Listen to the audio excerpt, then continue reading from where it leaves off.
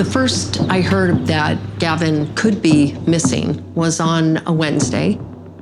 His wife, Lisa, had called me and asked if I had heard from my brother Gavin. And I said no. And I said, why? And she explained that he didn't pick up one of the boys from school. Smith is well known around the Calabasas community, big on golf and the beach. His persona, bigger than life. He was last seen Tuesday night leaving a friend's in the Oak Park neighborhood near Agoura Hills. Gavin Smith was a Fox executive, and he was larger than life. What we need to do is to figure out, is there a reason why this person is gone? I mean, it's a mystery. I was trying to reach out to him. I would leave messages just asking him, to please call, text, say everything's okay. The 20th Century Fox executive disappeared after driving off in his black Mercedes. Nobody had heard from him. No phone calls, no texts, no nothing. This is a suspicious circumstances missing adult. You have to look at all the possibilities. Never, ever would I have ever been able to dream that something like this could ever happen.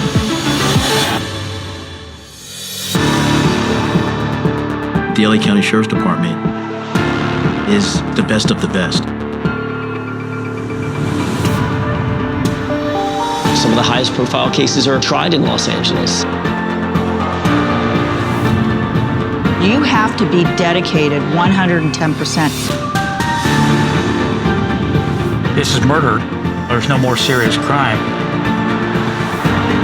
It boils down to a passion and a sense of duty. Justice comes from finding the truth.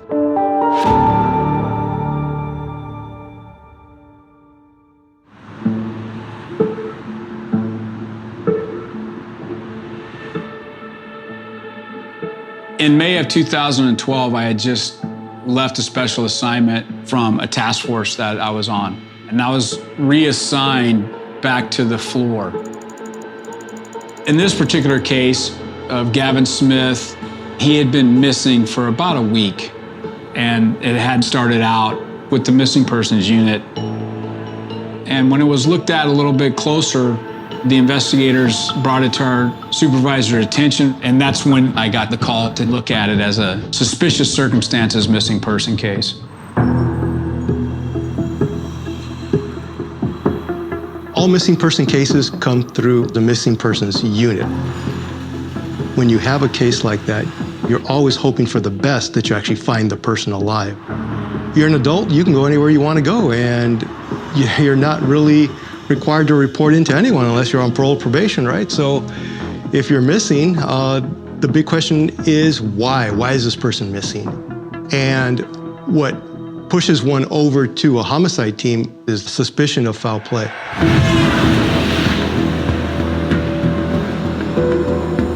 We truly need assistance from the public in verifiable information leading to the whereabouts of their father, my husband, Gavin Smith. My partner, John O'Brien, and I, we got the case. We briefed with the missing persons detective on the case, and then we drove out and met Gavin Smith's wife. We met her in a private gated community of San Fernando Valley. The San Fernando Valley is at least 200 square miles, which is the northern part of the city of Los Angeles. The West San Fernando Valley is primarily residential, upper middle class bedroom communities that America's familiar with only because the goddamn Kardashians live in Calabasas. So when we talked to Lisa that first time, she was obviously upset, as anyone would be. We, tried to set her at ease, let her know that we're there to help her and to find her husband. I mean, they were a family in crisis. Her son was there, Gavin's sister, Tara, was there, but all extremely helpful, gave us oodles of information. We learned that he was a phenomenal athlete. Basketball became his life. He was an All-American, and he played for UCLA. He was pretty much larger than life. But it wasn't just his height. He was an incredibly handsome man. He had a smile that just went on for days. We were living in San Pedro. We lived about 5-10 minutes from Portugal Restaurant. That's where Gavin was working at the time. And Lisa came on in. She settled up to the bar. Gavin was the bartender, and they hit it off. And it was wonderful. They had their first son within the first couple of years, and they were very, very much in love. He was in a couple movies. He was in the movie Blitz. Give me a reason. He was also doing some stunt work, and he broke his back. Really quite devastating, but that was a real turning point for him because he was laid up for a long time. I think that he realized, well, it just wasn't going to be for him. And so he ended up getting a job at 20th Century Fox. He was in charge of film distribution for the West Coast. He just loved being in the movie industry. Lisa had told us that Gavin didn't show up for work and didn't talk to anybody. So it was just very unusual. And then also, he had not picked up his son from school. And that was a big red flag because in all of our years of knowing him, he's never disappeared. It was highly irregular that somebody like him would just not show up for work or not show up to get their child or just vanish into thin air. Lisa told us of an extramarital affair that was occurring, and he was estranged and living outside of the house at the moment. He's cheated on her before. She caught him. A promise was made that that would stop. Lisa caught him again cheating now a year later with a woman named Melanie. And when she found out about that, she kicked him out. And then he leaned on a coworker, and he was staying in her spare bedroom. And she said that she saw him live at about 10 p.m. on May 1st. He was drying some laundry, and he left. The night before Gavin went missing, I spoke with him, and I could just sense that he was very distraught at the time, and he was in turmoil about the decisions that he had made. He had talked to me about his relationship with Melanie. From what I understood, he had broke that off earlier, and he just knew that he had to somehow get back to the family and go back into the relationship and be the father. That's all he really wanted to do. Sorry.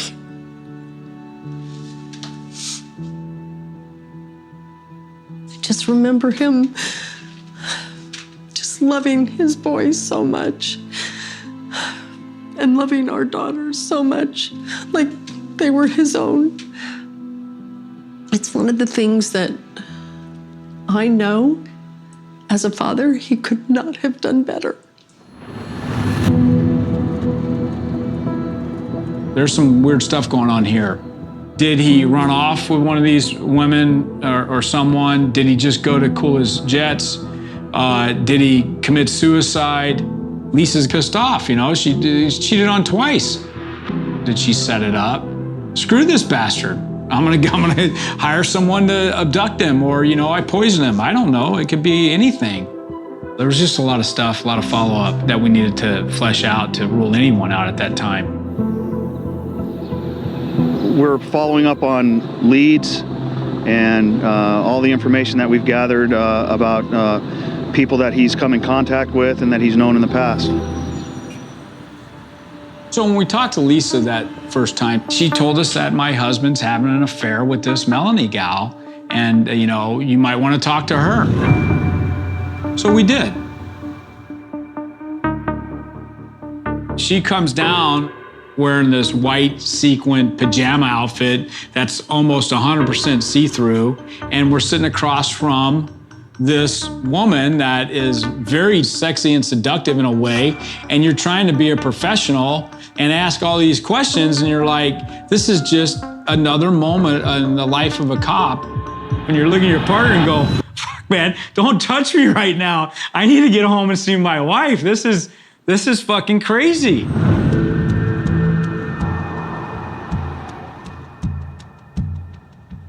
Melanie was very forthcoming with them. She indicated, yes, we had been having an affair, that Gavin was kind of in an emotional state, but that she didn't want to further cause problems in his marriage.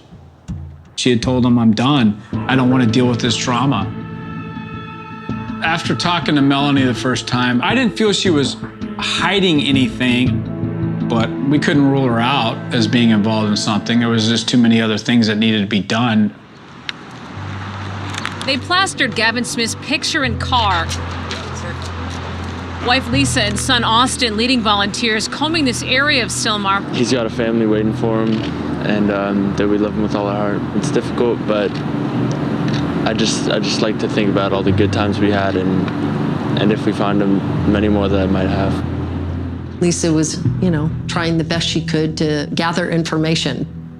I knew that they could use support, and I would go down there and continue to go down there to do searches or talk to people. I did everything possible to try and find out where he was. He disappeared. He didn't actually have the longboard. Lisa Smith is certain someone out there knows something.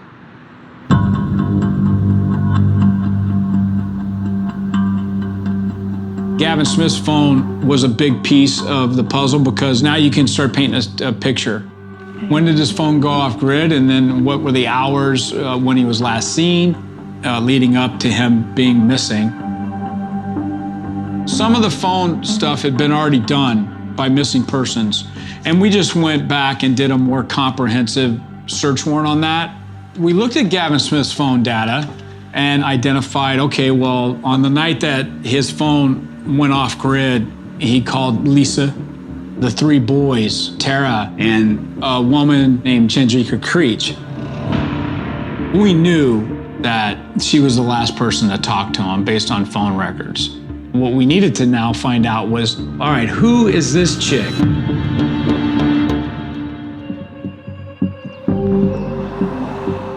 Lisa Smith had told us that Gavin met Chandrika at a substance abuse facility called the Matrix.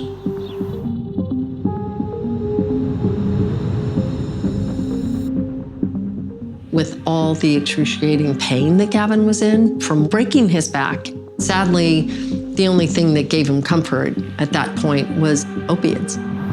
And that's where he ended up succumbing to an addiction until he started telling me that he was in rehab. When he was there, Chandrika walked in there to try to sort out her life and her addictions. Initially, Chandrika was somebody who was part of Gavin's counseling group, but their relationship turned into something more, and Gavin had a pretty torrid affair with Chandrika. Lisa confronted Gavin about it, and he confessed. The relationship with Chandrika lasted for about a year, and her husband, John Creech, knew about it. And then as a result of Lisa's involvement, that Lisa felt that that relationship had ended.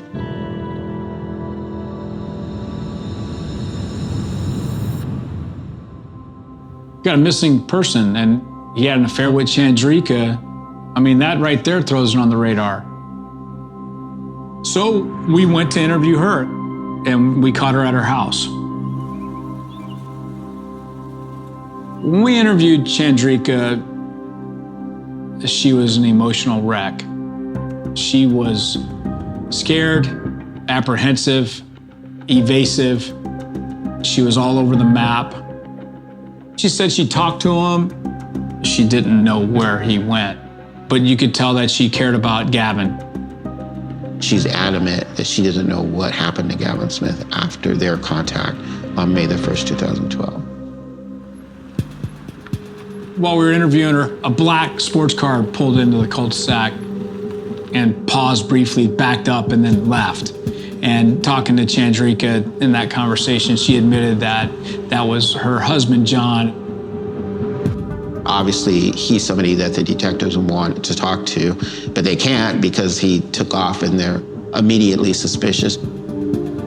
Later, we found out he's an ex-con. You know, he's out right now on a release system with Glendale PD. He was involved in some narcotics transactions and stuff.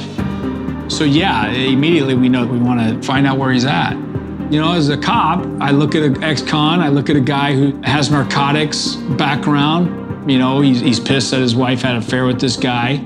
Say what you will, you know, a duck's a duck. If I see a duck and it looks like a duck, walks, talks like a duck, you know, it might be a fucking duck. Yeah, we looked at him pretty hard right away.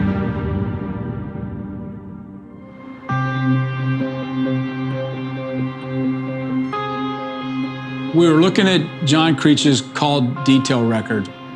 What we needed to now find out was how did John Creech's phone overlay into Gavin Smith's movement and call frequency on the night that he went missing. I had a very strong background in phone analytics and mapping, and we were seeing bizarre patterns. The police were able to determine that the night of May the 1st, 2012, Gavin and Chandrika were in physical contact with one another. And in fact, Gavin Smith and Chandrika's phone starts to ping in an area of the Hidden Hills, not far from the Creech residence, in an area that's viewed as kind of a lover's lane. Where did John Creech's phone travel to? Well, it traveled to, holy shit, it's pinging to the area where Chandrika was. And in mapping the cell towers, we put all three phones right there. And at that time, we pretty much knew that something bad had happened. Even though this case started out as a missing persons case, we knew what we had at that point. This is a murder.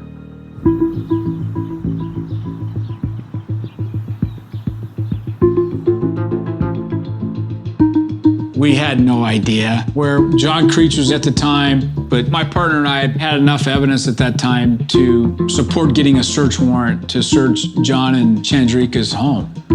Chandrika was home, her elderly grandmother was there, the caretaker to Chandy's grandmother was there, Raina Lamb. Neighbors say a nice family lives inside, but they also say the high shrubs, multiple surveillance cameras, and warning signs to stay off property are among the many signs that have raised suspicion. Abnormal behavior, I'd say okay, there's certain cars that come and they stay parked outside for a while. We didn't find a lot of physical evidence to maybe help us in the case, but we were able to document a lot of things, which to an investigator's mindset are meaningful. For instance, it's a cul-de-sac, there's 5 homes on the block, and for all intents and purposes, this house is the Bellagio. It's got an elaborate camera system. It's got $8,000 bronze statues of Buddha in the koi pond in the front yard. He's got a moat, a custom, probably at the time, a $200,000 pool. The other houses, yeah, it's West Hills, it's a nice area, but not that nice. What we learned from that is Chandrika didn't know how her husband paid for any of it.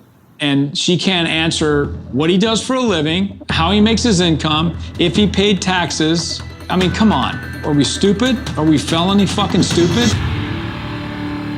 Clearly, she's not telling the truth, right? During the search warrant, she was petrified. She just didn't know what to do. I didn't know if she was involved. I knew she knew, and she wasn't giving it up. Also, she told us John was in Chicago. She had no explanation as to why he just uprooted and went to Chicago. You know, what's up with that? So we didn't get the smoking gun. We didn't get his hands with cuts and bruises on him, but we got a lot of intel. We knew we were on the right path. We are still seeking the public's assistance. Any information that we can glean from the public, we welcome. We got a tip that Gavin Smith was seen at a bistro or coffee house in Morro Bay. Somebody had seen him in Morro Bay. He had gone to school to UCLA and he knew Gavin, and then the waitress verified that that was Gavin, and oh my God, yes, okay, he just went off the grid. And then I drove there. You know, I think you just click into gear. And I was just in overdrive. We have to be in command and control of our investigation. At the same time, knowing it can spin out of fucking control at any minute. And it might be little, it might be big, but it's gonna spin out of control. And it's how you contain that. Now, you're the lead detective, you've got Tara and whoever, Code 3 out there, going up to Morro Bay to knock on doors and do their thing. We had 60 to 100 sightings that came in.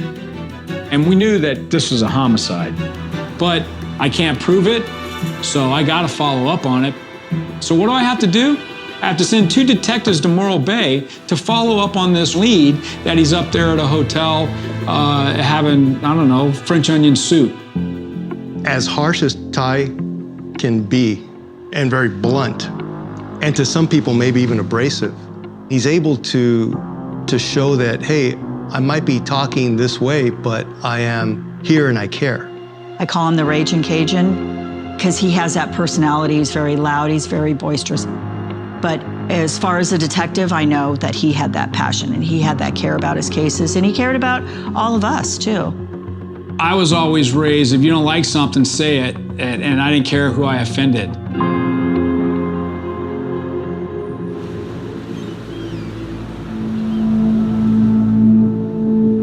The lead from Morro Bay, it seemed so credible.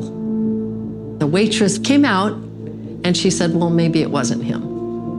The news person kind of made it seem like it was more him than what it was. I don't even know how that all happened, but that was really disappointing. She believed that something very bad happened to Gavin, but you don't have definitive proof yet, so you're hoping that they're alive, but you know the worst is probably gonna be your answer sooner or later.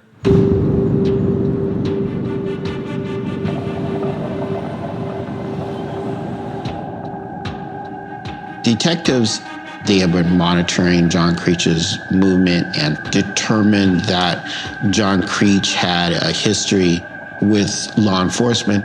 In fact, he had been charged with the transportation of illicit drugs. He once pled guilty to distribution of narcotics, and in lieu of going to jail, he agreed to become an informant and work with Glendale PD.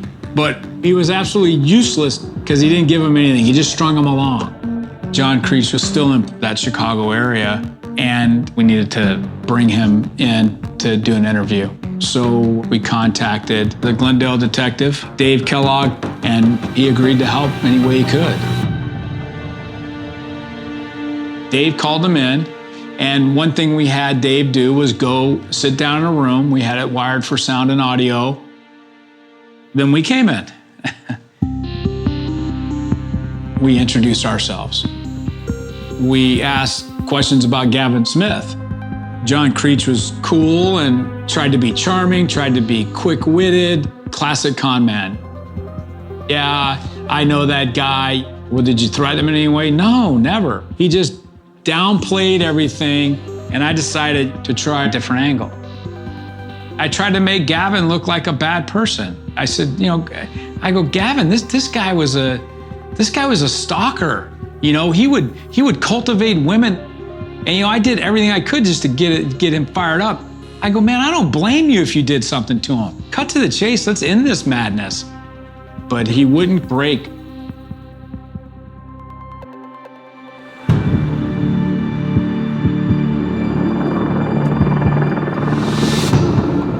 We explained to the judge Creech's suspected involvement in the Gavin Smith disappearance and his lack of fulfilling his commitment to provide information to law enforcement.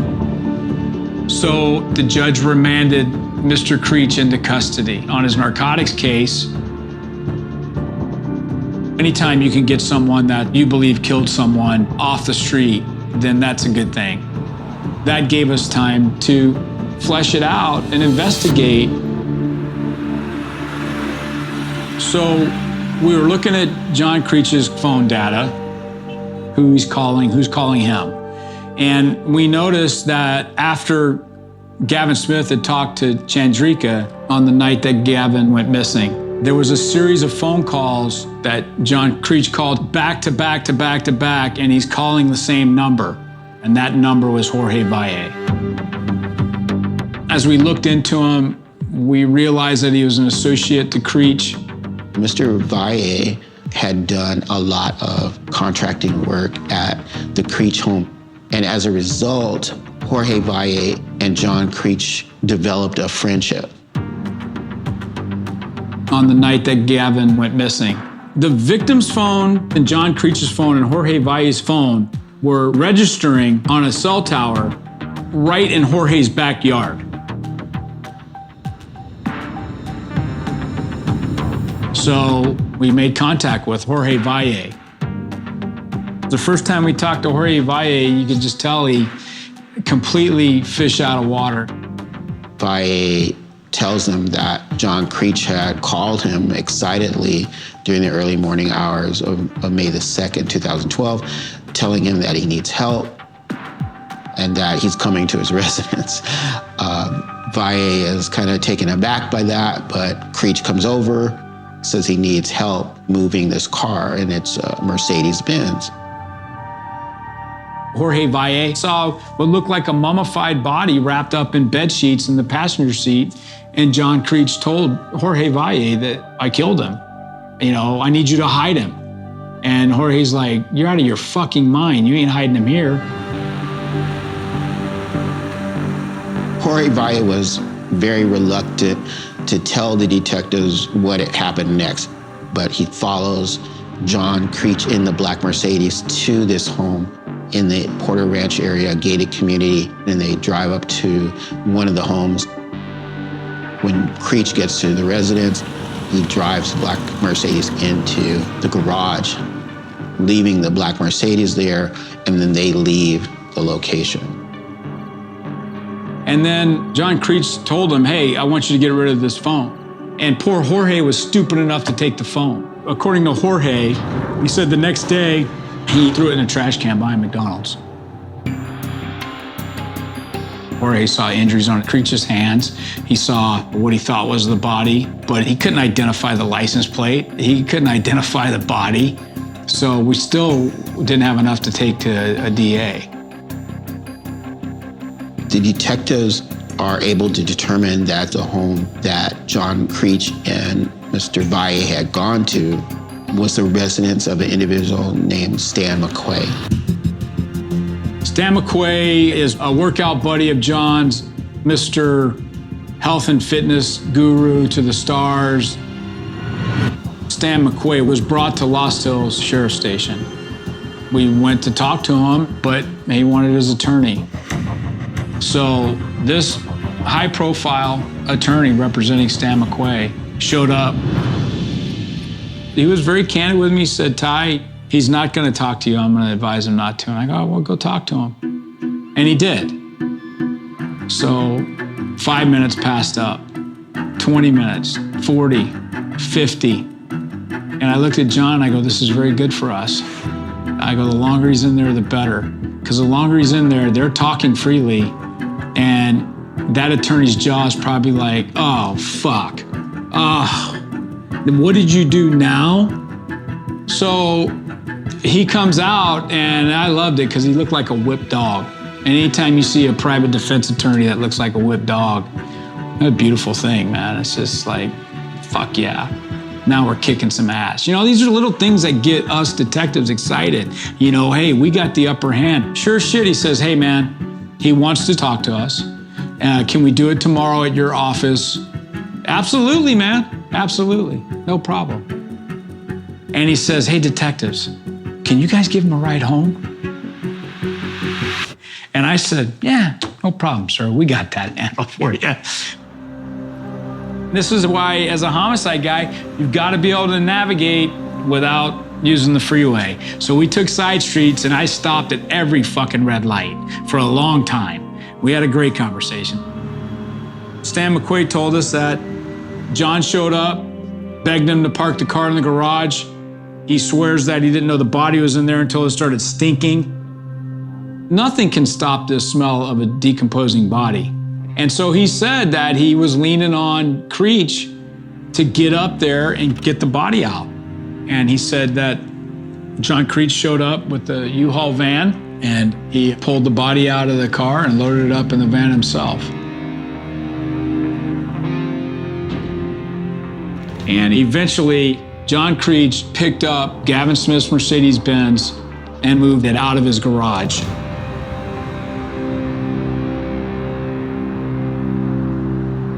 We had written a search warrant to U-Haul Corporation of all the known people so far in the case. And none of our known target subjects had rented any equipment in our time frame.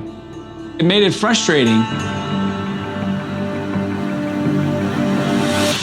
Gavin was missing, presumed dead, and we still didn't have a body. We didn't have the car.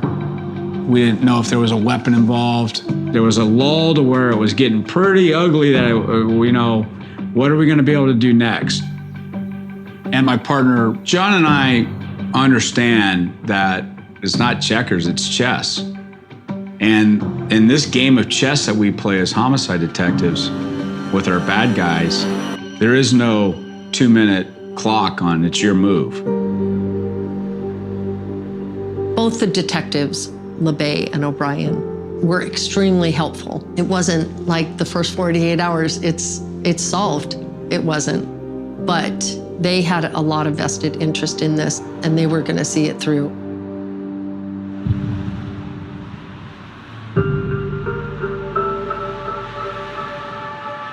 In early February of 2013, one of the detectives at Homicide Bureau, a retired guy, he plays tennis with a group of men. And one of those men is Chandrika's father. While they were playing tennis, Chandy's dad wasn't acting right. He said that his daughter had moved back into their house, and she was talking about how her husband killed somebody. And her dad was so shook up about it that he felt compelled to tell a friend. And so this particular detective knows me, and he gave me the information right away. I introduced myself to Chandy's dad, and he says, I'll tell you everything I know. He told us, I think the car is still around. It might be cut up, it may have been body shopped out, but there's still some of it around. And he said, you need to look at Raina Lem, the caretaker to Chandy's grandmother. It was quite surprising to both of us. It was like, nah, no way. She's just the little 70-year-old, non-suspecting Christian Filipino caretaker of a dying old woman related to Chandrika. And the bell just went on at that point, you know. Holy fuck, she'd been there the whole time. This is an example of better off lucky than good, because it is a matter of timing. Man, all of a sudden you get that break and it's just by chance. But you have it, you got to run with it. I said, well, let's find her. So we started commanding the surveillance on Raina. And eventually she came out of work and we made contact with her in the parking lot. You could tell she was a little startled, but she knew who we were. She knew what we were investigating. We just talked to her and explained to her what was going on, how her name came up in the matter, and she wanted to be completely helpful. I felt she was being truthful. She showed us documentation that proved that she was paying the bill to a storage facility for John Creech, and probably, whether she knew it or not, was paying the bill for the storage facility where evidence of a murder was at. I don't know about you, but I see a commonality. Jorge, can you hide this phone? Stan, can I put this guy's car and dead body in your house for 5 days? Raina, could she just pay the bill? Do you see a pattern here? This is a classic con man. He used anybody he could to make himself less culpable, you know? We get out there and we write our search warrant, and of course when we pop the lock, we find Gavin Smith's car inside. So yeah, it was pretty exciting, because now we had our victim's vehicle confirmed, intact, not cut up. It's just lucky, you know, the investigative gods shined down upon us that day.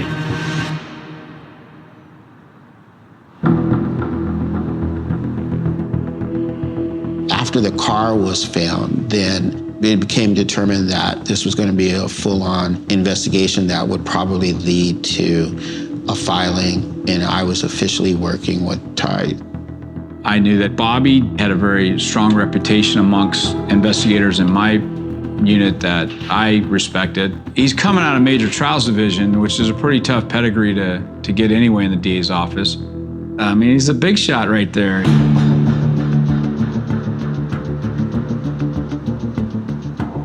The key piece of evidence that they want to determine is whether the car was where Gavin Smith met his demise. There was a lot of critical work that forensic analysts would have to do with the car. So they want to look for blood evidence, they want to look for serology evidence, DNA, saliva, hair, anything that would connect Gavin Smith to being in the vehicle. We saw that the license plates were removed. The VIN was intact. That was not removed. That's how we identified it. It was our crime scene. You could see blood, a lot of blood, dried on the passenger side, floorboard, dash, roof, back seat. There was blood spatter, meaning repeated punches and blows, casting of the blood on the ceiling. We could see dried blood inside the door jamb where the door closes. I'm not convinced to this day that Gavin's head wasn't put in between that door jamb and repeatedly slammed. I mean, he brutally beat the shit out of this guy. You know, make no mistake about it, this is an evil man. The 57-year-old Smith disappeared May 1st of 2012. A year later, his Mercedes was found at this Simi Valley storage facility. We needed to connect John Creech to Gavin Smith's car, so you want to fingerprint the car, but you now have a real focus of where to direct forensic people to look. There was evidence in the car that indicated that he was killed in the car. Mr. Creech is still a person of interest. The DNA samples come back, the blood evidence came back to Gavin Smith. You know, I remember one of the things I saw, the license plate was gone, but the license plate screw on the left side was screwed back in. Well, I told the crime lab I wanted that tested for DNA, and it ended up being a match to John Creech.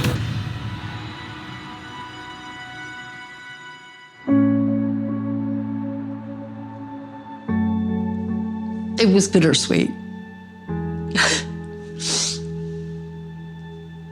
Because I knew that, you know, that was the way that they were describing it. I knew that there was a lot of biological and DNA in the car. So I pretty much knew then. It was kind of at that moment, well, you know, now there's no going back. And then you just ask yourself, how did it happen? His last moments? It's tough. It's hard.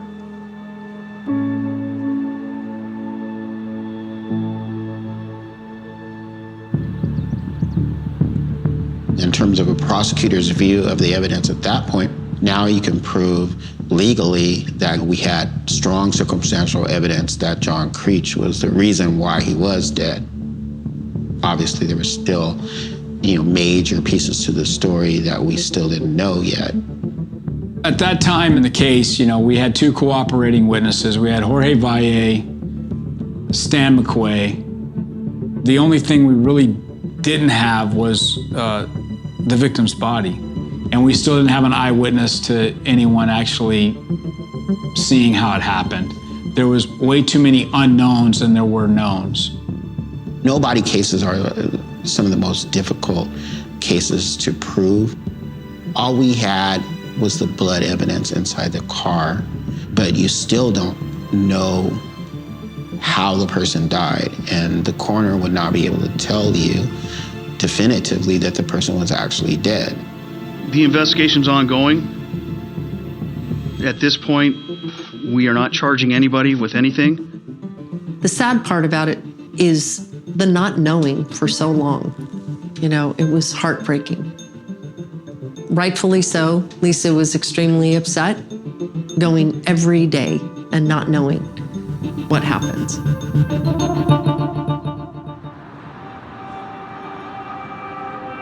Even though more than 2 years had gone by, we weren't going to present a case to the DA until we had done everything that we felt we could.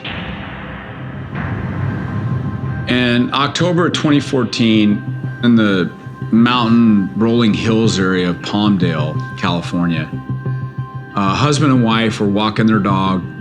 Their dog was off leash and it returned to them. And it was carrying what appeared to be a human bone in his mouth. If he smells something he likes, he takes off. Buddy, the brown lab, found something he liked while hiking through the mountains of Palmdale with his owner. And they called the police to come investigate. So deputies responded and called it into Homicide Bureau that they had a shallow grave with found human remains. When the detectives go to the crime scene, they have no idea who that person is. Sometimes identifications are made by teeth. Sometimes if the remains are fresh enough, you can do fingerprinting. And in this particular case, the human remains did show a number of surgeries that Gavin had had over the years. So they were able to pinpoint that was in fact Gavin's remains.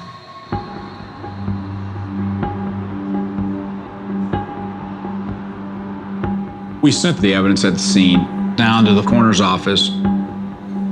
So the coroner begins their exam, looking at x-rays and making opinions and determinations on what they saw, which was a defensive type wound to his arm and fracture, like he is blocking a blow, which is consistent with what we knew. He was attacked in the car.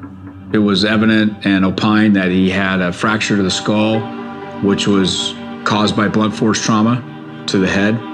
We saw complete orbital fractures, pretty much obliteration to his cheekbones. Finding Gavin Smith, investigative-wise, it's huge, it's pivotal.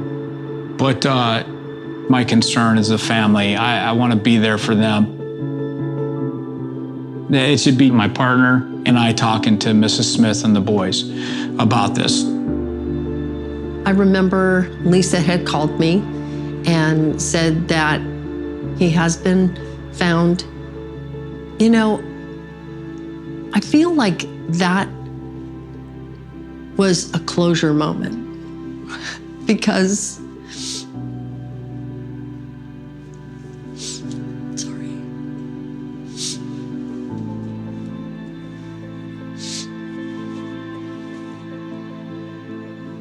you know how bad it was,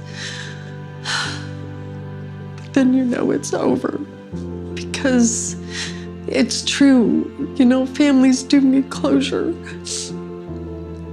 and bodies give closure. It's not what we wanted, but we know he's not coming back.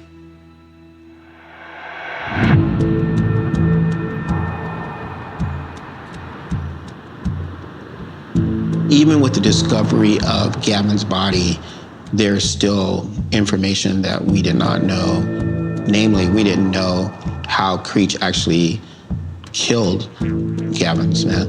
And we knew that the only person who possessed that information was Chandrika Creech. What we didn't know at that time was the extent of her involvement in Gavin's death. As a result, we made the decision to tell her that we would consider giving her leniency in exchange for giving a truthful statement known as a proffer. Chandrika agreed to cooperate through her attorney. And told us that she had restarted her relationship with Gavin Smith, but they were not having sexual relations. And they had a connection, and they were talking to each other in the car as friends. She said she was consoling him on this breakup and what is he gonna do as kids, and basically being a friend. And that's when the door to the car ripped open and Johnny jumped in on top of her and him and started beating him. How many times did you see Johnny strike Gavin? 5. 5. She was yelling and screaming, and she said that Johnny was just pummeling him over and over in the face, and she was able to shimmy her way out the door and yelling at him to stop, that he's gonna kill him. And at one point, Johnny stopped while Gavin was unconscious, blood everywhere, and he looked at her and he says, "Shut the fuck up or you're next." She said she finally turned and got away out of there, and Johnny just kept beating him while he was unconscious. I think Chandy helped cover it up because Chandy was scared to death of him.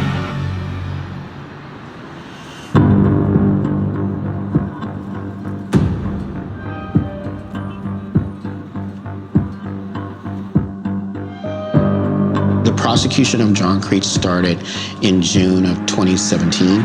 The plan worked.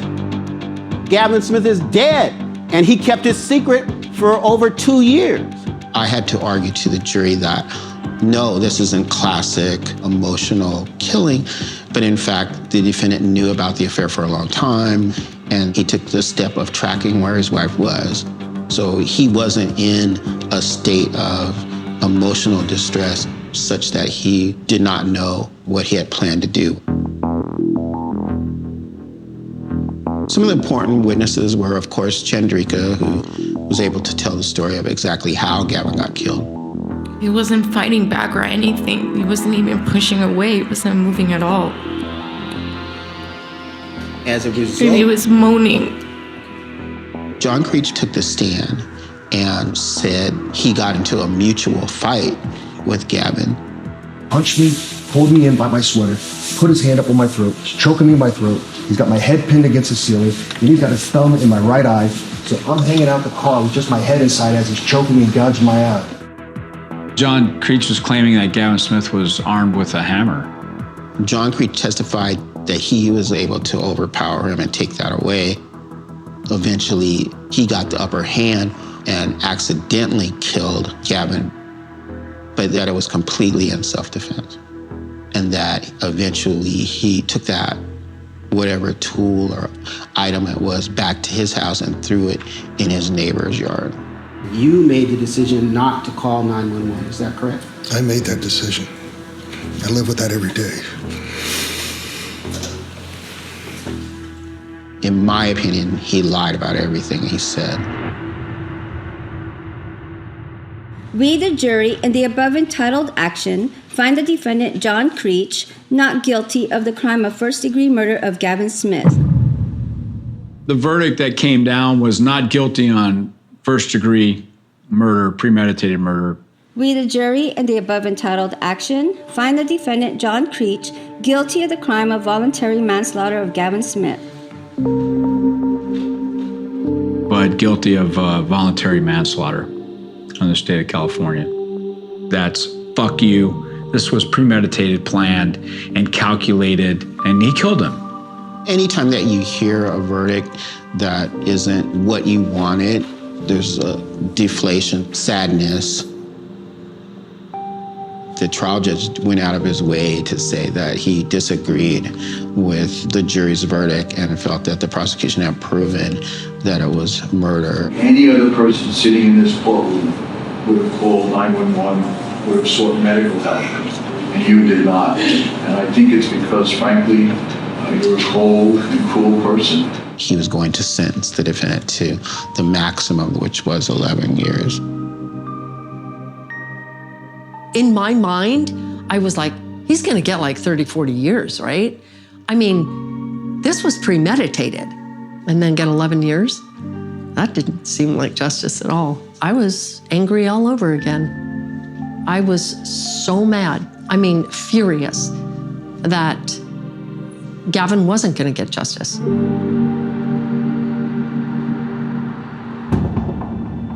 The good news was that he was being investigated for new drug-related charges and later on prosecuted for transportation and sale of drugs.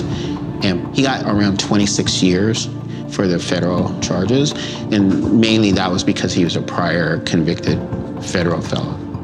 He ended up getting, 40 plus years altogether. So that's some comfort to Lisa and her kids in the fact that he got significant time in custody, which was very deserving.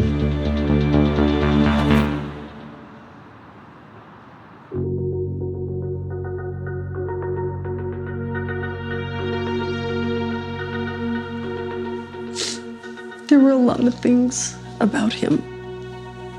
They're pretty incredible, Not everybody is perfect, and by far he was not.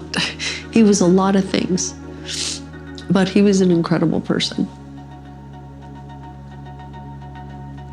He took advantage of what life has, and he did a lot with it.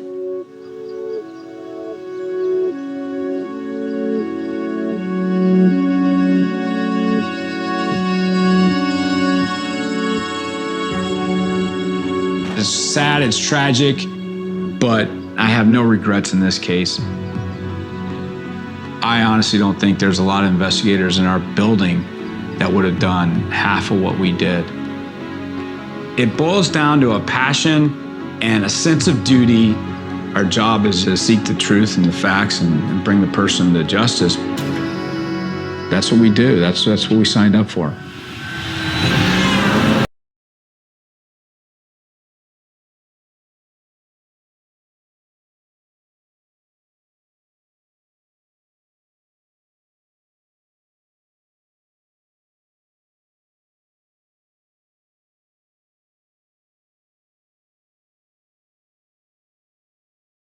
In this month of June 2011, a teenager has not given a sign of life for several days.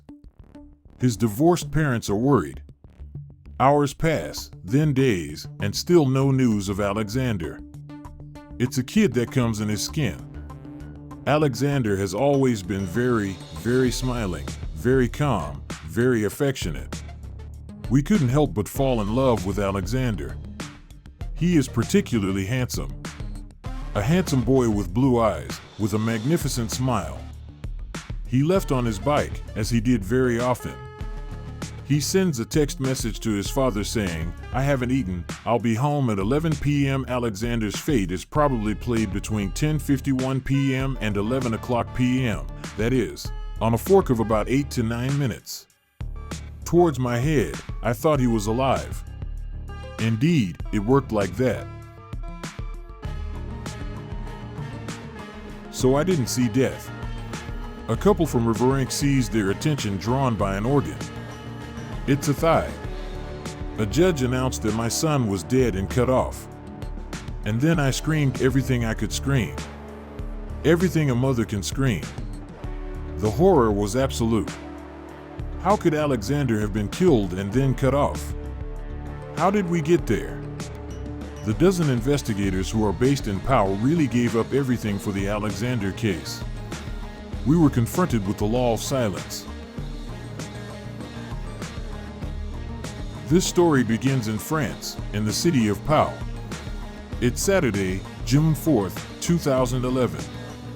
It's a beautiful early summer day that sunbathes the city of Pau. This is where, in the capital of Béarn, Alexander Junk is 13 years old.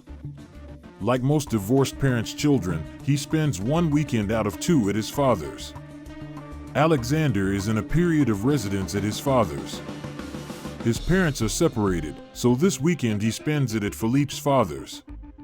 In the early afternoon, after lunch, Alexander asks his father to allow him to go out to join his friends. It is then 3 p.m. He left with his bike, as he did very often when it was sunny, because he had to find his friends. Philippe Junker, Alexander's father. Skate park or elsewhere.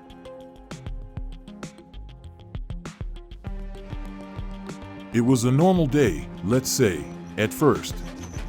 Usually, Alexander is allowed to go out at 8 p.m. But this Saturday, June 4th, there is a party in the Saragosse neighborhood, a popular neighborhood in Pau, where several of Alexander's friends live. So the teenager gets the exceptional permission to go home at 10 p.m. But at 9:50 p.m., Philippe Junker receives a message from his son.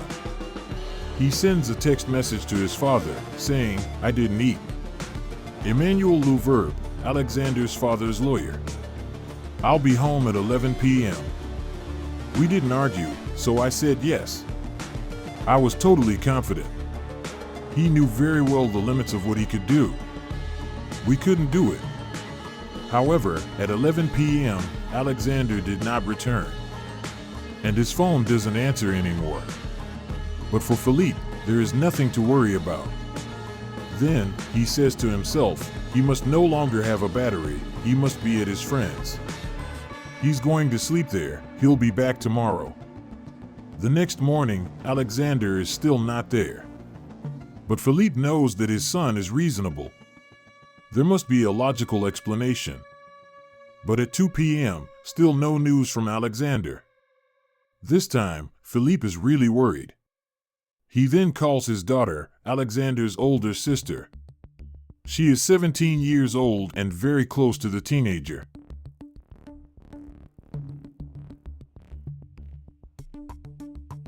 She will undoubtedly have news from her brother, or at least, will she be with whom he spent the evening with. But the young girl is not aware of anything. As time went on, yes, because as time went on, as time approached, and I still didn't see him there, yes, indeed. I was starting to stress a little. This time, Philippe panics. He leaves his house and wanders the streets of Pau. He looks for Alexander in vain, all afternoon. Time passes, it is soon 7 p.m., the time at which Alexander must return to his mother.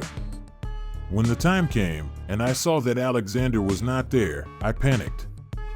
At 7 p.m., I received a phone call from Alexander's father, who told me, "We have a problem." Valerie Lance, Alexander's mother. So I said to him, "What's going on?" Either one of the two has not returned on time, and then he doesn't come back right away, or whatever it is. He told me, "Alex has not returned since last night." So I started to panic. I was waiting for what had happened. My brother-in-law, he didn't really know what had happened because he didn't really know who he was. And so from there, to see that he didn't really have an answer, I said, "Well, listen, go to the police station."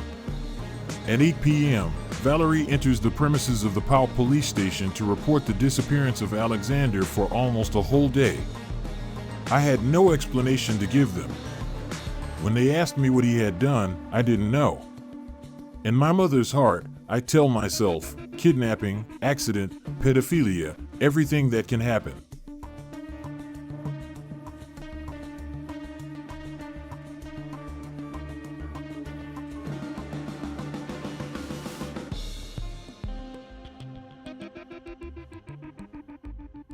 It was not normal. It was not normal at all. However, the police want to be reassuring.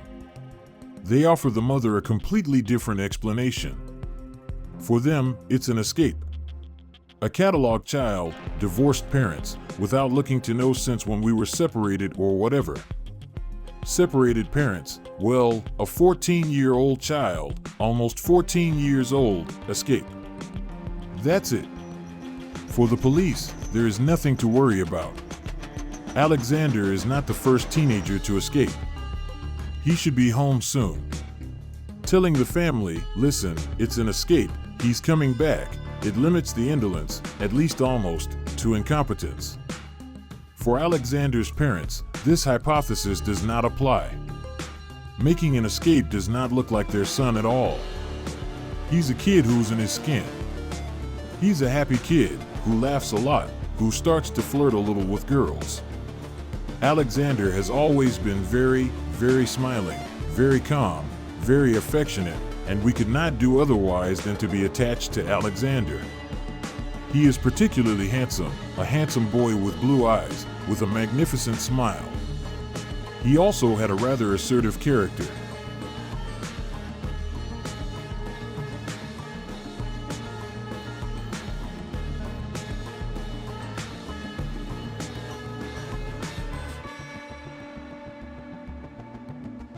If he got angry, we could see it, but he could very well arrive an hour later with a big smile, a kiss, a hug, a flower, excuse me, that's it. In high school, where he finishes his 5th year, the young boy is a rather popular student. On this side neither, Alexander is not a problem child. He is a child who is indeed considered to be quite endearing by his friends, by his teachers. Jean-Christophe Muller, prosecutor of the Republic of Pau. He was someone who had good school grades, who was rather an engine element, as they say in the classes, who was appreciated. But nothing is done about it. The investigators do not delay. The fugue is common among divorced parents' children. But it is forgotten that this separation, which is 10 years old, is done with intelligence. If Alexander lives with his mother and his 2 sisters, Virginie, the eldest, and a half-sister aged 5, he has kept particularly complicit relationships with his father. I am often called on the phone, especially since he had his personal phone, to ask for news.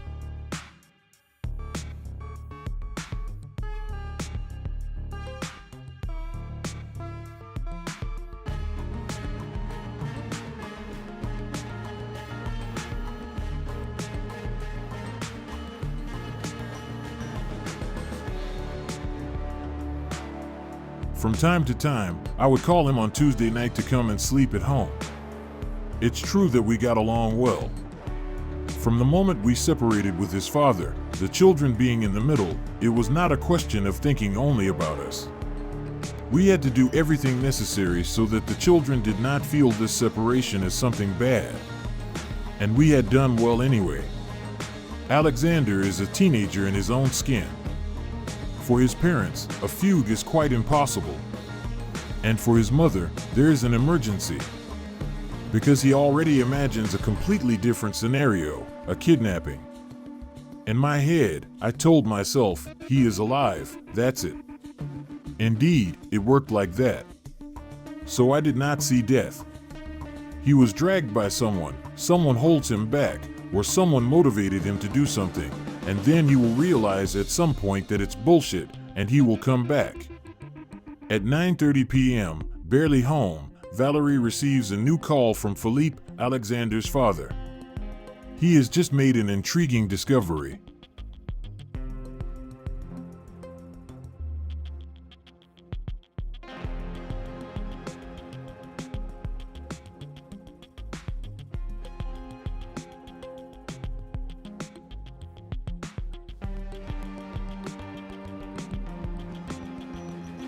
From Sunday night, we find the bike at 10 p.m. in a place abnormal.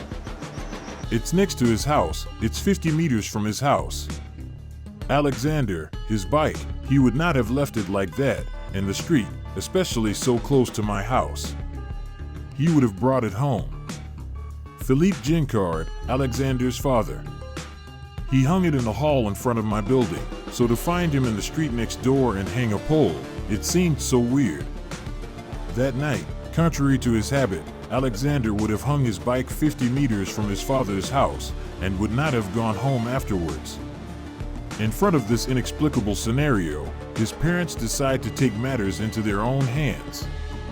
We searched the whole neighborhood, we knocked on all the doors, asking if anyone had seen Alexander at least in the evening. No one noticed anything.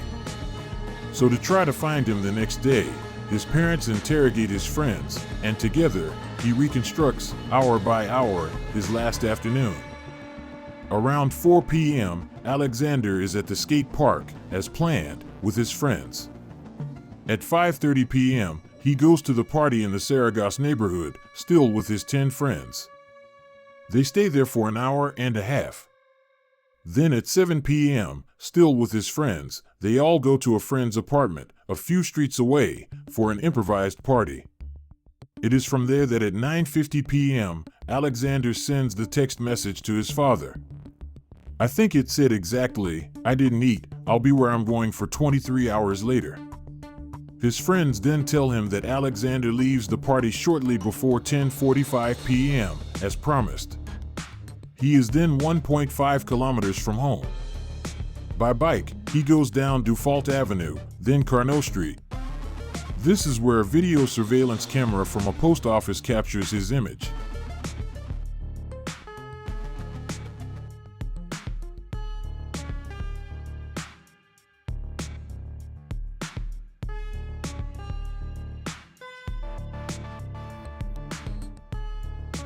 The police watch the recording. We see him from behind, in black and white. I recognize his bike, I recognize his outfit, but I don't see his face. He rolls down the sidewalk. Valerie Lance, Alexander's mother, and returns. Everything seemed to be going well at that moment. From the bank of Carnot Street to his father's house, it's not even 500 meters. This image, this screenshot, is the last image of Alexander alive. After that, he disappears from the frame. The video surveillance image gives the exact time of the young boy's passage. It is 10:51 p.m. this Saturday, June 4th, 2011. We know that Alexander's fate probably played out between 10:51 p.m. and 11:23 p.m., i.e. on a fork of about 8 to 9 minutes. It's both very short and it's huge. What happened in this 9-minute interval? Nobody knows, except that Alexander's bike was fixed 50 meters from his father's house. It's hard, because we're going to demand so many things, and then, above all, we don't understand.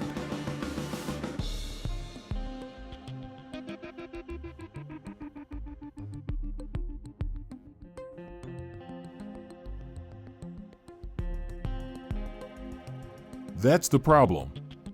We don't know what happened. We have no testimony, we have nothing. It's total darkness. To try to find out what happened to him, Alexander's parents force fate. They contact the local press. The next day, on Tuesday, June 7, 2011, Alexander's disappearance becomes one of the regional daily news. In the Republic, a teenager, a high school student, clearly, Alexander, has disappeared. The parents call on the population. He's a 14-year-old boy. All the parents are affected and concerned by this case. In a few days, this call takes on an unprecedented scale in France, and many want to be associated with it. The city of Pau offered us to make posters on the buses, and our employer also reached out and asked us if he could do something for us. So they made posters 4x3, they made flyers. I don't know how many flyers were distributed in the mailboxes. There were radio announcements.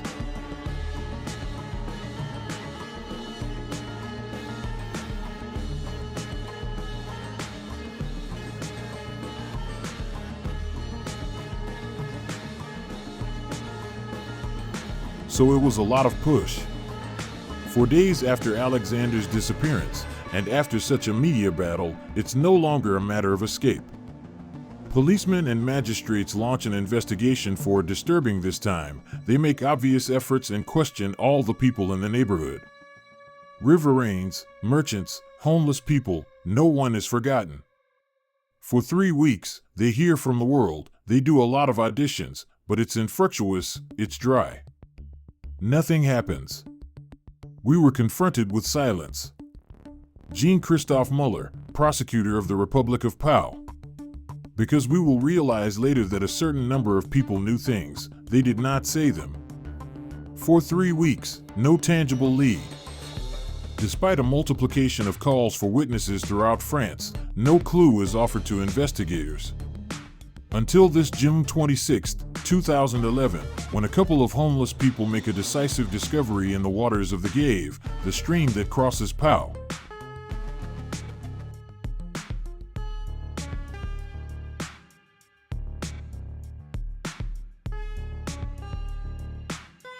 A couple of riverains who camp near the Gave see their attention attracted by an organ that floats on the surface of the Gave. It's a well, it's a well. The newspapers, of course, relate this macabre discovery. However, Alexander's parents paid no attention to it. They said it was an adult well. So, well, for me, an adult well in the cave, it did not put me at ease. For me, there was no link between that and Alexander. 4 days later, on June 30th, 2011, Valerie and Philippe, Alexander's parents, have an appointment at the court with the magistrate in charge of the instruction of their son's case. An appointment set for a long time, but they quickly realize that something is not normal. Maitre Mason holds me by the arm and she trembles. She trembles. So there, I started to say to myself, oh, there is something that is not right. And there, we go up the steps of the court, and then, in the room of the lost steps, a flock of journalists in all directions. The court was boiling. Emmanuel Louverbe, lawyer of Alexander's father.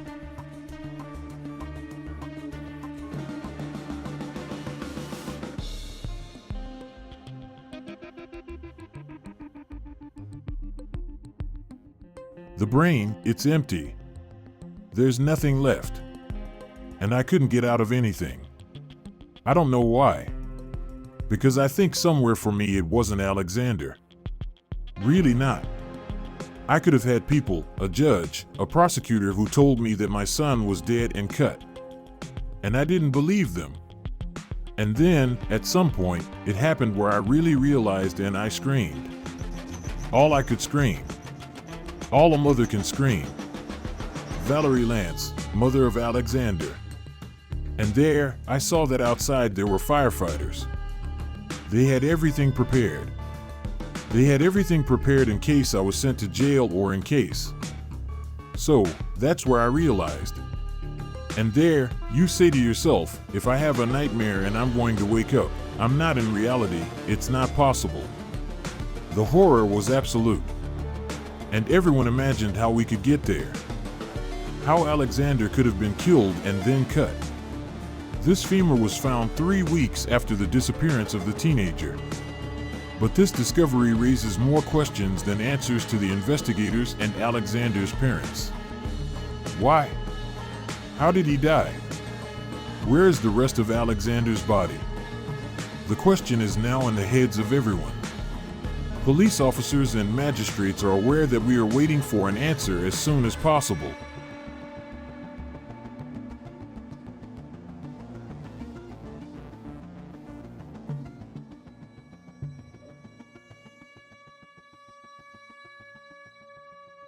This case was an absolute priority. I had asked this from the beginning of this case. It was a priority.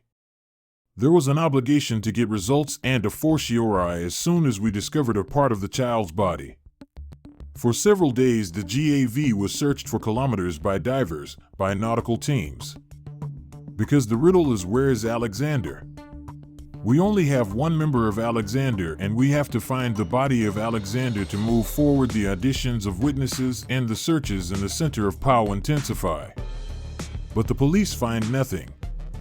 When one of them discovers that there was recently important work in the GAV near the place of discovery of Alexander's femur, he learns that there was at that time the creation of a dig around June 17th.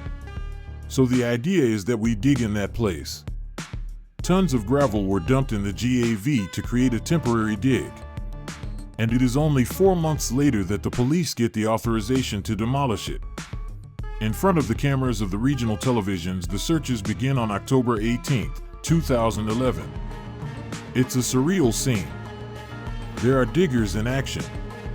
We shake, we dump tons of gravel. And Valerie is present. She wants to be there. I didn't even know if I wanted to see or not see. But Alexander and his mother had to be there. If we found Alexander, his mother had to be there. It wasn't even for me to see if we found my son or not. There is something that pushed me there and told me you have to be there. For him, you have to be there.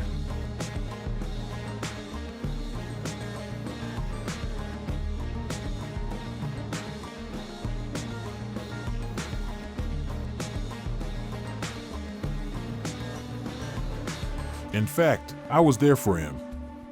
For hours and days, Valerie observed all the searches.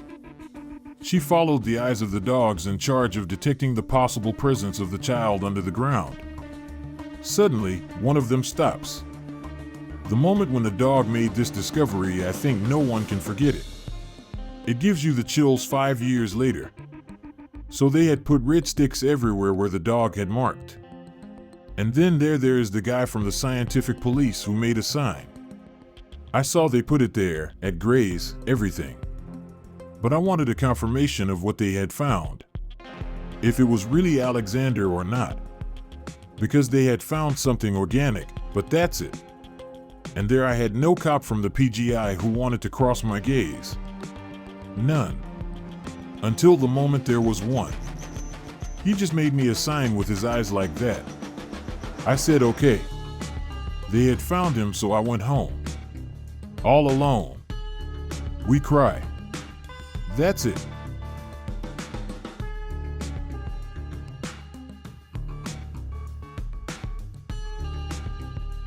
But they had found Alexander.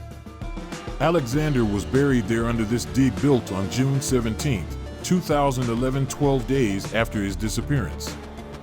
It remains to be seen in what condition Alexander died and who killed him. A few days later, the experts of legal medicine bring to the investigators valuable information. We have the almost entirety of the child's body, which is unfortunately cut by a truncheon.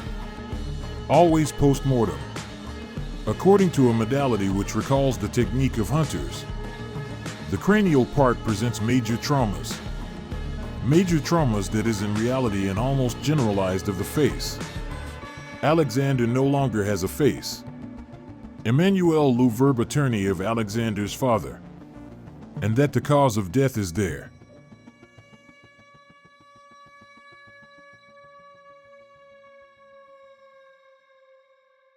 For the legislators, there is no doubt that Alexander received blows or hammers in the face. The investigation, it remains to be seen where, when, how, and by whom. The investigators are not at their end. The police has really taken this case by storm. You have to imagine that for several months the pale antenna of the police of Bordeaux has ceased all activity. It has devoted body and soul to the case of Alexander. The 10 investigators who are based in Pau have really given up everything for the case of Alexander. There is an incalculable number of searches. In squats. We will check the hall fridges since the hall area is nearby. There are bushes. We will even check if possibly the body would not have been placed in a cold room. For a year, from July 2011 to July 2012, the police are looking for the slightest clue allowing them to go back to the criminal. In vain. Is at a dead end. On July 2nd, 2012, 1 year after the death of Alexander, the parents are told that their child's body so that they can bury him. Either way, you get 2 bags. One with the bones and the other with the rest. And that sentence I will never forget, because I know that we buried 2 bags. We made the remains of 2 bags. Alexander's remains are retransmitted in the TV news. On this occasion, the City Hall has made available to the Paulois condolence letters. An initiative that will soon allow the investigation to know an important progress. These condolence letters are given back to the mother of the young victim in the fall of 2012. She dives into it, and among the words of support she discovers a message that intrigues her. A message that seems to be addressed to Alexander by telling him, "The one who did that to you, I swear, signed Mike the Homeless."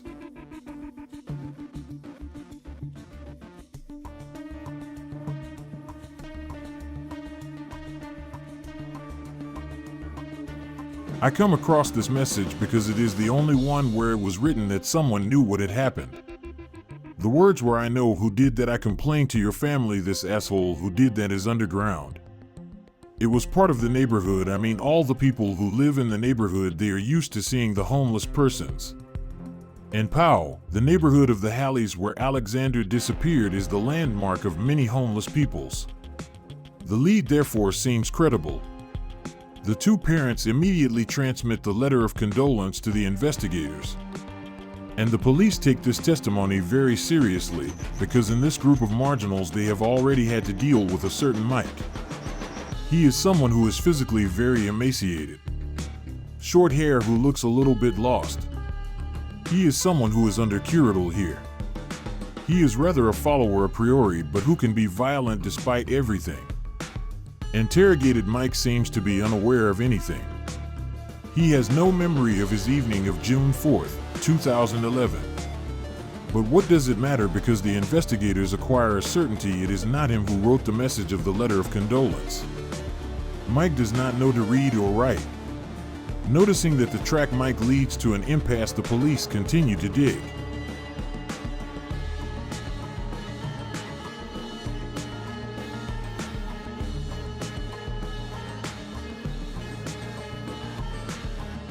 And they learn that there is a second Mike and is in his close environment.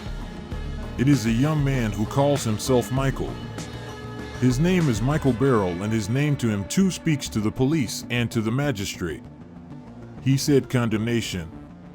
Pierrette Mazzacab, a VL lawyer of the mother of Alexander. A lot of condemnation of theft. Theft with violence. The first photo that comes out in the press of Michael Barrel, he was bare-breasted with a glacial look with an air, and I said to myself, wow, hard what? It was someone who had the age and the look.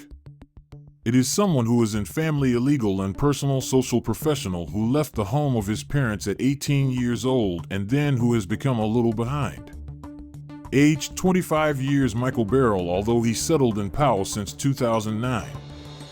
He settled on 31 Rue Ditchenay, 100 meters north in Fatima El Hajj's apartment, 45 years old, the woman he fell in love with. She's a marginal, a drug addict, a victim of serious psychiatric problems. Very often, she's hospitalized.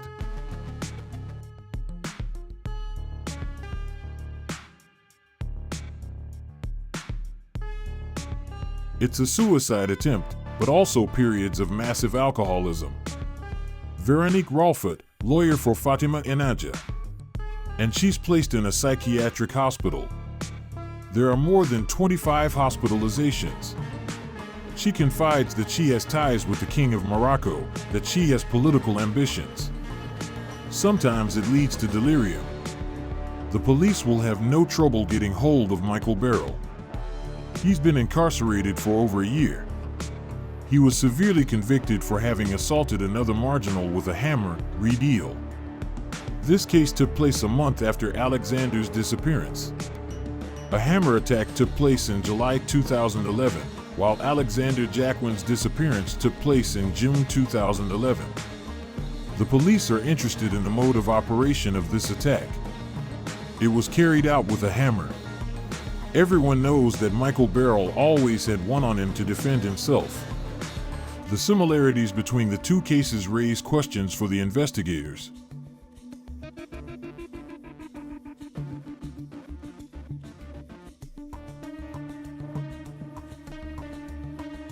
This hammer, we will obviously take it out and have it analyzed.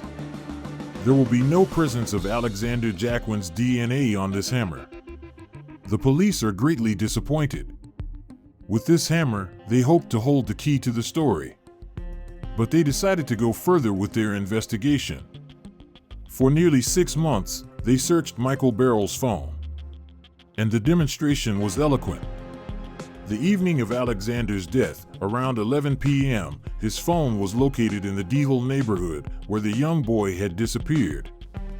12 days later, at 5 a.m., his phone was again located near the Gave, at the same place where his body was found. And that's not all. In the night of the assault and the death of Alexander Jeancard, after 11 p.m. and until early in the morning, there was an almost uninterrupted succession of phone calls. Michael Barrel mainly calls Fatima Enaja, his companion, who is at home, a few tens of meters away. But he also joins a certain Claude Ducasse, who apparently never answers. At 5 o'clock at night, he leaves a message.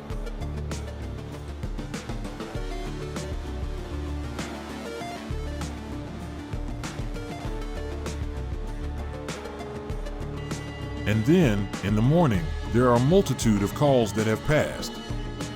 The police wonder who this Claude Dukas could be that Michael Barrell calls 21 times in all. And his profile will give them a surprise. We'll have someone who is over 70 years old, who is a retiree, who lives in a rather remote countryside north of Powell, who lives in a family farm. He has a passion in his life. It's hunting. Hunting is hunting, and always hunting. For the investigators, it's a mystery. So what do three outsiders, Michael Barrell, Fatima Inaja, and Mike, and a peaceful retiree who lives in Cabitos, a village about 40 kilometers away from Powell? Claude Dukas' brother, the hunter, has an explanation. He still has gold. And if he found a bell in a corner, if he had 50 euros in his pocket, he would give it to him. Christian Dukas, Claude Dukas' brother. It's certainly his generosity. He made him get along with people who weren't always very honest. It takes more to convince the police. They find that the day after Alexander's disappearance, in the early afternoon, Claude Dukas listens to the messages left the night before by Michael Barrell. And in the next hour, the phone of the peaceful retiree is located in Powell, in the same place as Michael's. The investigators would like to know what they had to say in such a hurry. To find out, on April 3, 2013, almost 2 years after Alexander's death, they launch a huge attack.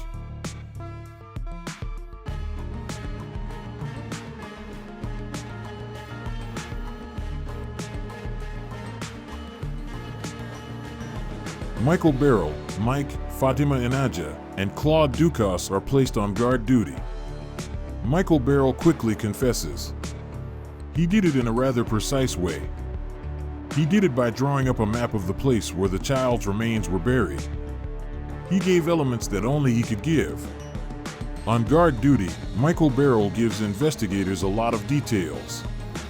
On Saturday, June 4th, in the evening, he learns that Fatima is cheating on him. Strongly drunk, he argues with his partner and leaves the apartment. He wanders around the neighborhood with his friend Mike, and it's there, shortly before 11 p.m., that he happens to come across Alexander's road.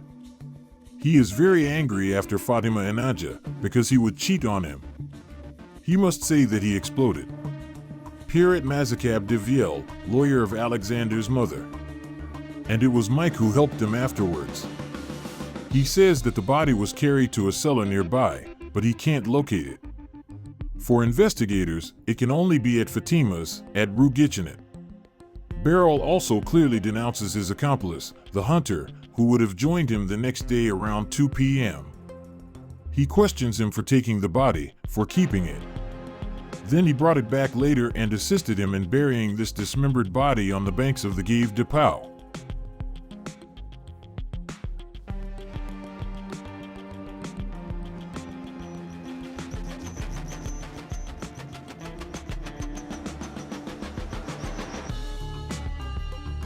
According to his story, Claude Dukas came aboard his Peugeot 605 Grice.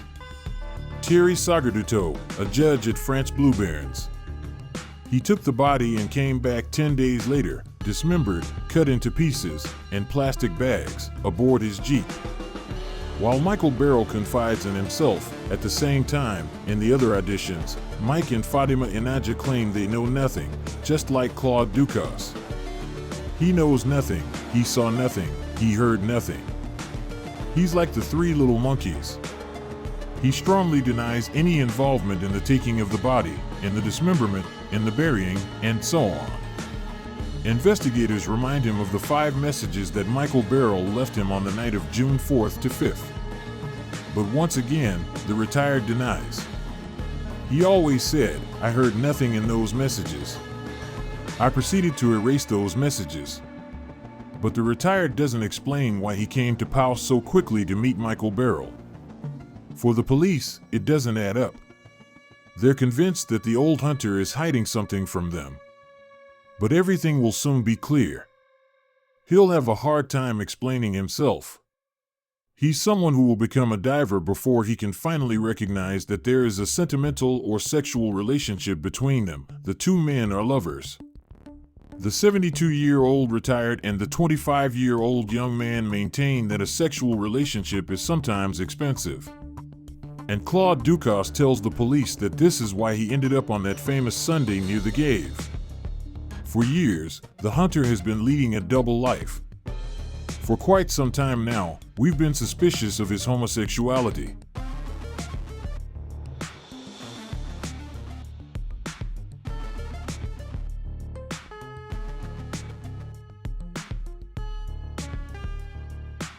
The investigators now have to make Claude Ducasse's vehicle a DNA test.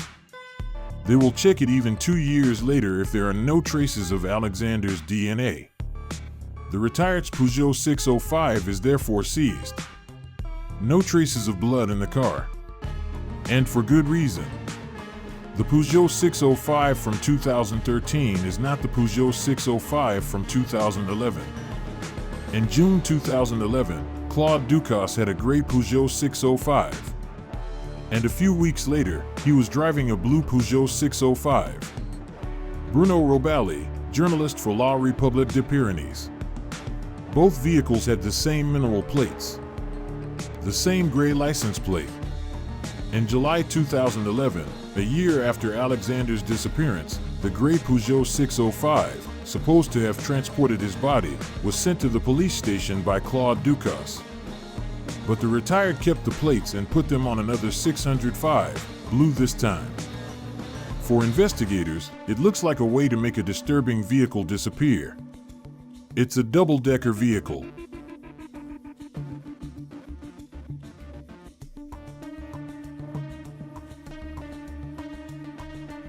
It's a process that is usually used by thugs. Why, then, does this peaceful retired from the countryside use thugs' methods? The police have taken a big step forward in their investigation. The confessions of one of the suspects, the probable destruction of evidence of another, they now know enough to put Michael Barrel, Claude Ducasse, Fatima Inaja, and Mike on trial for murder. For Alexander's parents, it's finally a first relief. After 2 years, they find people and put them in custody. And then they go to prison. I shout, wow, because it's moving forward. Yet many questions remain unsolved. The police still don't know why Barrel was caught by Alexander, nor in what condition the teenager was dispossessed. But now, the suspects refuse to say more. So the investigators resume their investigation. But for a year, the case goes on. From April 2013 to April 2014, the police only gain one certainty. Mike couldn't have been there the night of Alexander's death. He was 200 kilometers away from Pau. Michael Barrel didn't tell them the whole truth. 3 years after Alexander's death, the magistrate instructor decides to hear him again. In April 2014, Michael Barrel suddenly changes his mind. He implicates a young marginal named Christophe as being present at the time of the events. He appoints a certain Christophe Camille. At 22 years old, the young man is already marked by life. He's a boy who is hated by his father, who beats him. His mother doesn't care much about him. He will be quickly sent to foster homes. He will go from foster home to foster home. And then he will be abandoned by his family.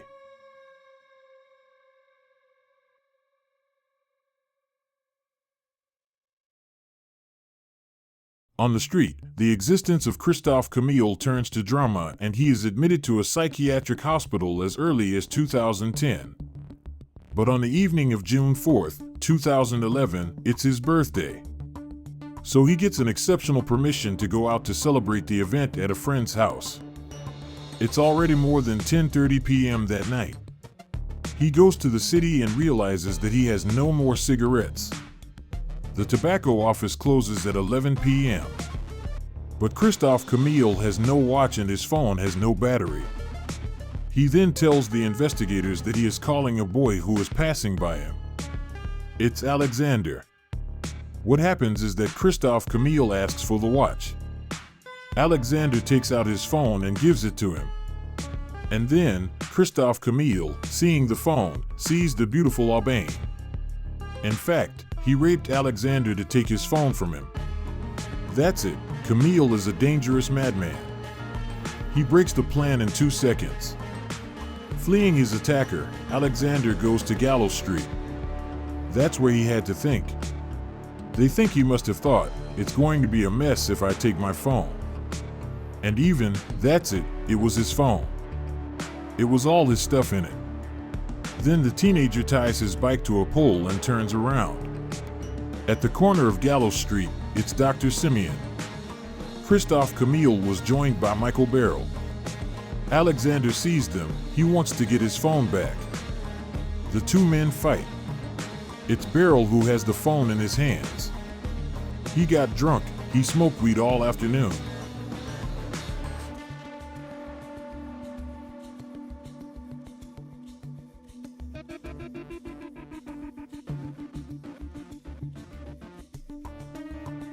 He's in this state of rage, of anger. It's Michael Barrel who tells us, I first pushed Alexander Jacquin, who fell. And when I saw him fall, I went crazy, I took out my hammer, I hit him. He tells us again, at that moment, Alexander died on the spot. For a cell phone. I had his phone for 9 years. For a first cell phone, I wasn't going to take anything from him. When you think you've lost your life for €9, it hurts, and it still hurts. Camille flees on all fours. With the help of a third man, who has since disappeared, Barrel takes Alexander's body into a trash can, all the way to Fatima's. Because the hunter would be in charge of the rest. In terms of his new confessions, Mike has benefited from a non-placement. Fatima Hanajian, Claude Ducasse, Christophe Camille, and Michael Barrel are sent back in front of the seats. Of the last two, the heaviest charge falls, theft with violence, having led to death without the intention of giving it. A theft with violence, it seemed very light. In fact, it is the heaviest penalty that is provided by the Penal Code. Barrel and Camille risk a life sentence, but they will still have to wait for their trial for 2 years. On Tuesday, June 7, 2016, the trial of the suspects in the murder of Alexander Juncker. From the first hours of the day, the television cameras are at the rendezvous.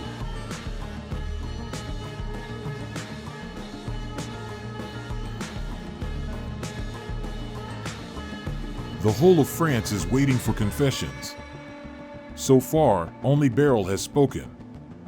The other three have always denied. The first to want to know the truth are Philippe and Valerie. More admirable than ever by his courage, by his dignity. She speaks of her son with love, with respect. She is the living testimony of this missing son. We had to show them anger, hatred. Because there was emotion. We couldn't talk without crying. We couldn't talk, and we were talking about Alex. So, inevitably, there was emotion. He was there. They were there. We made him live before seeing him in dead pictures. For the President of the Court of Appeal, it is not a question that the suspects will fall apart again. So he decides to strike hard. On the second day of the trial, all the pieces of Alexander's body are projected on the big screen. It was a really unbearable moment. All the horror of this case was there. Even if it's hard to watch. It was also part of the truth of what had happened. So, you have to face it. Anyway, that's it. Even if it's hard. It was the surprise, and at the same time, it had to come out, because it had to show to what extent the horror was there. It had to show them the result. Valerie Lance, mother of Alexander. Because there were not only dead members. It was more than that. They removed the flesh, they removed this, they removed that. Anyway, it had to show what had been done to Alexander's body.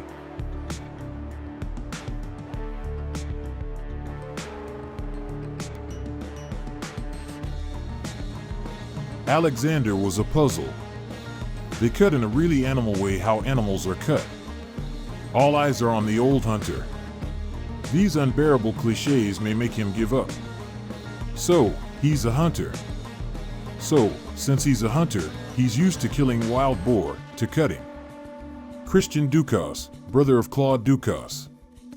He never hunted a wild boar or a deer. He was terrified of that. And that we could accuse him of having killed a child. That was horrible. It was horrible. Dukas didn't give up. Beryl, on the other hand, cried. At the last hours of the trial, he thanked Alexander's parents. Beryl had always maintained that Alexander had died immediately. But this time, he admitted that he had lied. Once transported to Fatima's, Alexander woke up. We imagine his child waking up in a place we don't know, with sound everywhere, with a lot of help, with a lot of mom, with a lot of dad. And because he's screaming, because he's waking up, Michael Beryl is going to kill him. So, I imagine when Alexander saw Beryl raising his hand with the hammer on him, he said to himself, "What can you say to a child?" We spent 5 years thinking, well, he died quickly, he didn't suffer, and now we have the version that he didn't die quickly, he suffered.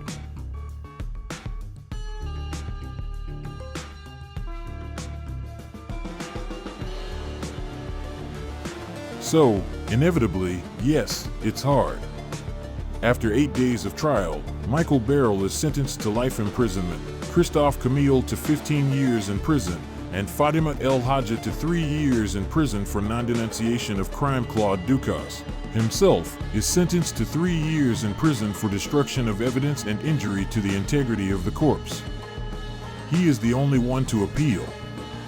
But in December 2016, the Court of Assises of the Netherlands will confirm his sentence. In court, the verdict is welcomed with emotion.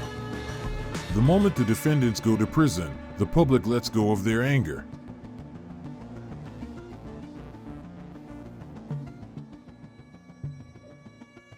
It's a riot. Calls for hatred, calls for revenge are clearly expressed. For her part, Alexander's family leaves the court with the support of the Paulois. She resumed her life with and without Alexander. Even if I know that Alexander is dead, he left, I know it, I didn't see him dead, Alexander, but somewhere I tell myself, well, he may come back. He may be there, he may be. And then I tell myself, no, you're stupid, it's not possible. But there is still this possibility that it's my little thing.